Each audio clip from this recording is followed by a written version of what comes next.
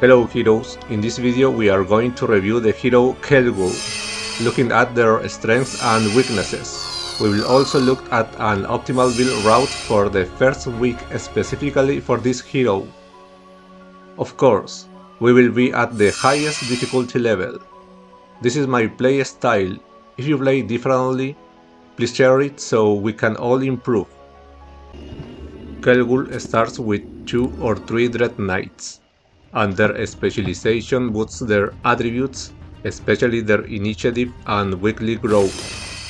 Starting with Dread Knights, a powerful level 6 unit is always an advantage, allowing you to be aggressive and quickly gather resources to develop the castle. Another advantage of this hero is the 2 secondary skills he starts with. We all know how good necromancy is, so we will focus on tactics.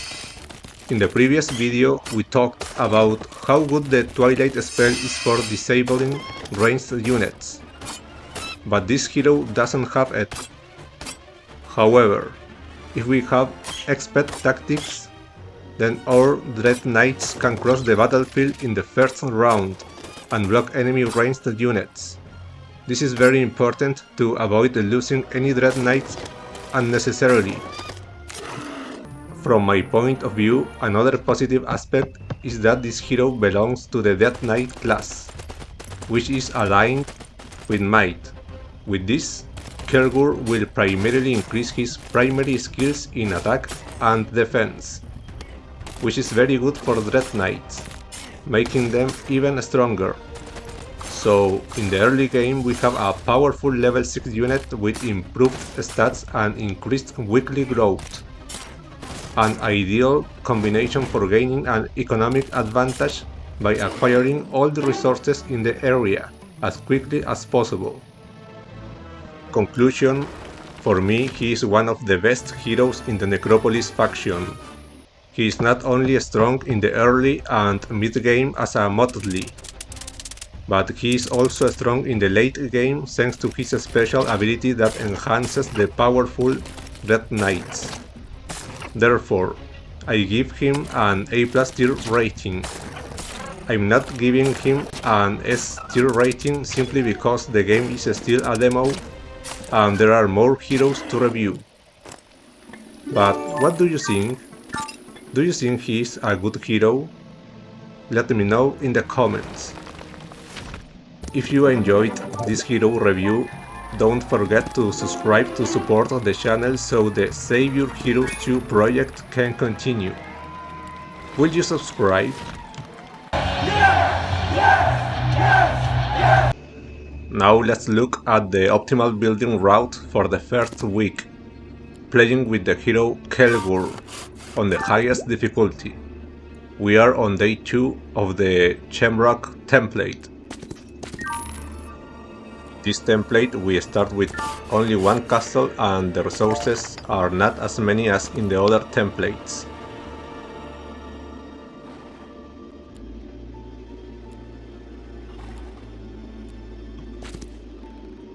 The most important thing is to try to collect all the resources scattered across the map and develop the economy.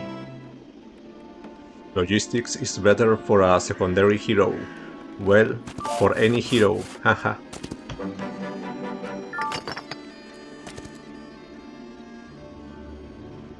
Okay, so the goal is to build the Tomb of Warriors in the first week, but that requires gold, so I'll build the bank. I also choose the law that generates the most gold, to have an economic advantage.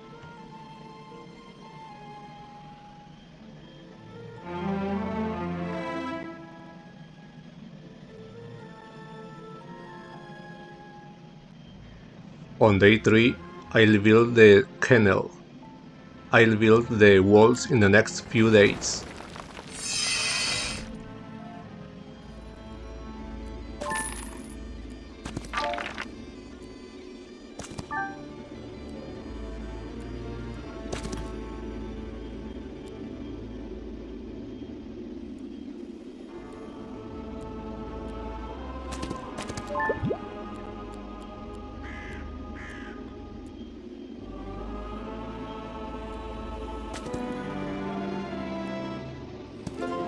This time I prefer experience to improve the hero. This is a difficult decision, but I think that at the beginning tactics are more important, especially against ranged units.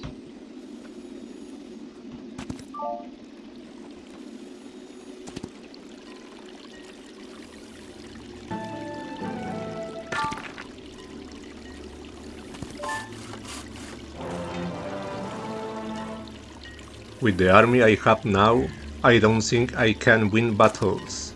And besides, I don't want to lose Dread Knights.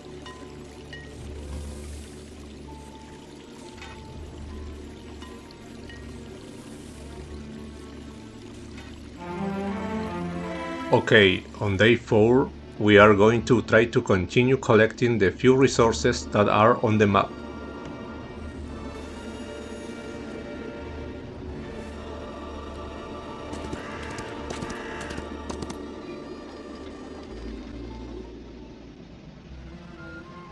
Now I'm going to build the walls to increase the weekly growth of the Dread Knights.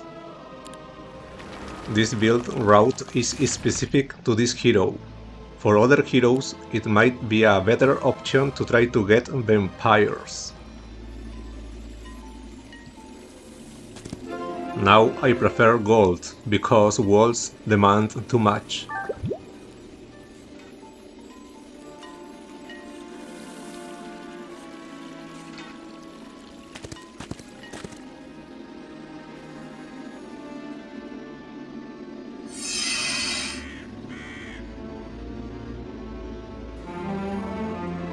On day 5 I increase my movement within this external building, and I must seek more resources.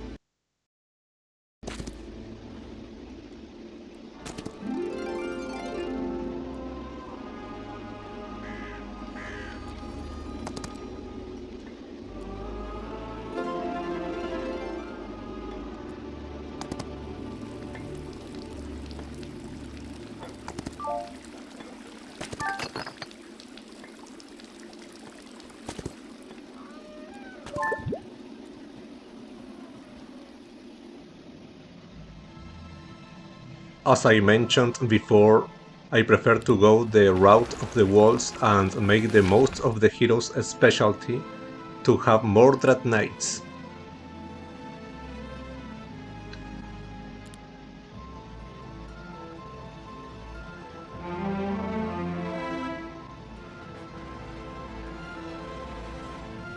Now is the time to build the final wall to maximize weekly production of Dread Knights.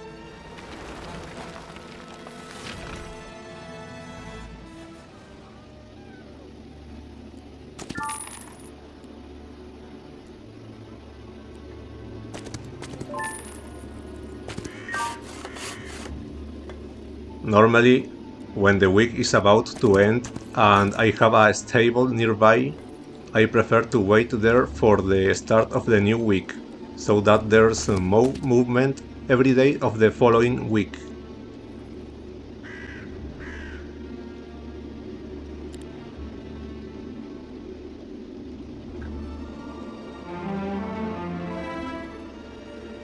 This law is very good. It may only activate once, but it is very useful. Finally, it's time to build the Tomb of Warriors and obtain the powerful Dread Knights.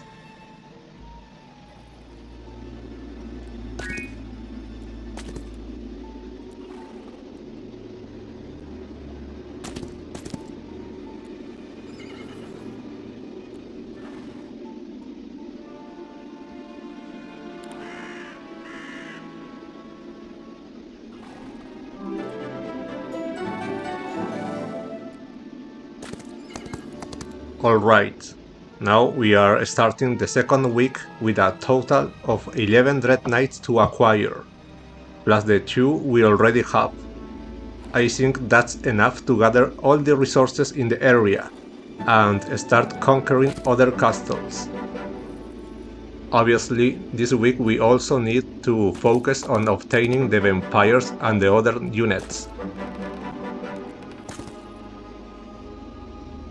Remember that the build route may change with other heroes. Well, if you liked the video, leave a like and subscribe. See you in the next one. Goodbye.